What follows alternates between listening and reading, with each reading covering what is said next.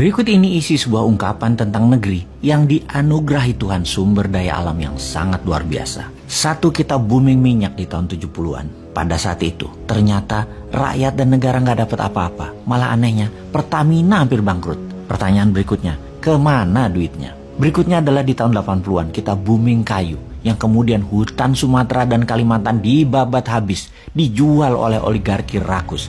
Rakyat dan negara juga nggak dapat apa-apa. Pertanyaan berikutnya, pada kemana sesungguhnya duitnya? Yang ada hanya lingkungan hancur. Dan kalau hujan sedikit aja, langsung banjir, tanah longsor. Berikutnya adalah di tahun 2000-an. Kita booming lagi, mineral, batu bara, dan lain sebagainya. Negara dan rakyat juga nggak dapat duit apa-apa. Kecuali lingkungan jadi hancur di semua daerah. Dan yang lebih nggak masuk akal lagi, 95% eksportirnya tidak punya NPWP alias tidak bayar pajak. Sungguh, sebetulnya Tuhan itu sudah kasih kita beberapa kali kesempatan atau rezeki besar. Tapi kita nggak becus mengelolanya. Hanya segelintir manusia yang dekat dengan kekuasaan serta penguasa saja yang mendapat manfaatnya. Fakta data yang lain lagi kita jelaskan.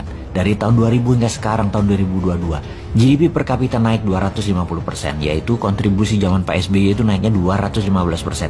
Dia beruntung karena harga komoditi naik pada saat itu. Sebelum zaman Pak SBY adalah zaman Ibu Mega, naik 25%-an. Dan zaman sekarang dalam 7 tahun baru naik 10%-an, alias dalam 7 tahun, setahunnya hanya naik 1,5% saja. Sungguh, dalam 7 tahun terakhir ini juga, hutang menumpuk menjadi 6.600 triliun atau naik hampir 4.600 triliun dari hutang negara sebelumnya di tahun 2014. Belum lagi ditambah hampir 2.000 triliunan hutang BUMN yang baru. Maka bisa dikatakan 3 kali kesempatan ditambah kelolaan negara dalam 20 tahun terakhir. Terbukti manajemen kelolaan negaranya juga tidak bisa membuat rakyat sejahtera dan bisa membuat negara Indonesia ini menjadi negara berdaulat yang utuh. Secara ekonomi hampir tidak ada kenaikan berarti. Hanya 10% dalam 10 tahun dipotong inflasi akumulasi 7 tahun.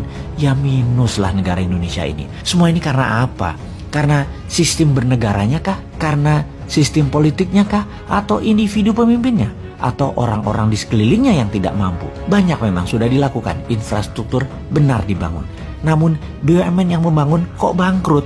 Sesungguhnya rakyat jadi dapat apa? Sama dengan 3 peristiwa besar yang telah berlalu. Boom minyak, boom kayu, boom tambang. Zong semua buat rakyatnya. Oke, kita bahas manajemen bernegara sekarang. Kita diskusikan soal subsidi BBM yang dicabut, di mana subsidi niatnya membantu namun ternyata membuat rakyat manja yang sudah kronis dimanja selama 40 tahun lebih akibat subsidi. Dan ternyata di sisi lain kita tidak dapat apa-apa juga setelah memanjakan rakyat tersebut. Lalu 1 tahun ini subsidi BBM dialihkan. Kita dapat sekitar 350 triliun yang digunakan untuk membangun jalan kereta api double track di seluruh Indonesia, namun belum menunjukkan berdampak pada percepatan pertumbuhan ekonomi juga. Terdapat fakta lain lagi, yaitu ternyata hutang negara juga meningkat tajam. Adakah solusinya, wahai kaum New Mind? Ya ada. Begini melihat masalah dan peluangnya. Kekuatan bangsa Indonesia salah satunya adalah kekuatan alam mineralnya. Baik yang ada di atas permukaan tanah yang kategorinya food atau rempah atau spice, juga yang ada di dalam tanah yang disebut mineral. Oleh karena itu kaum New Mind mempunyai roadmap. Di awalnya berupa inisiatif, namanya Spice and Metal Roads Initiative. Spice Road akan membuat Indonesia menjadi food country pengendali pangan dunia, dan Mineral Road akan membuat Indonesia menjadi pengendali mineral. Jadi 99,9% fine metal atas seluruh mineral yang ada di tabel periodik dalam kategori noble metal, PGM atau precious group metal, dan juga metal tanah jarang. Spice Road ada lahan di permukaan tanah dan ada yang di laut. Kita bicara laut dulu.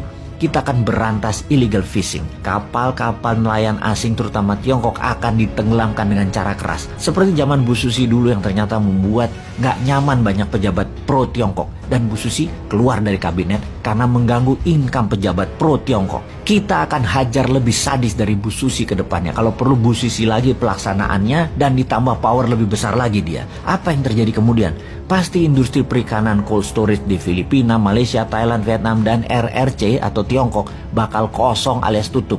Orang mereka nyolongnya dari Indonesia. Lalu dengan dibuatkan kapal nelayan serta dimodali dengan kapal berbunga 0%, akan ada 500.000 kapal motor baru nelayan yang membuat 30 juta masyarakat laut yang hidupnya bergantung dari hasil laut, pendapatannya bakal naik 3 kali lipat dari saat ini. Jadi berani nggak ambil peluang tersebut?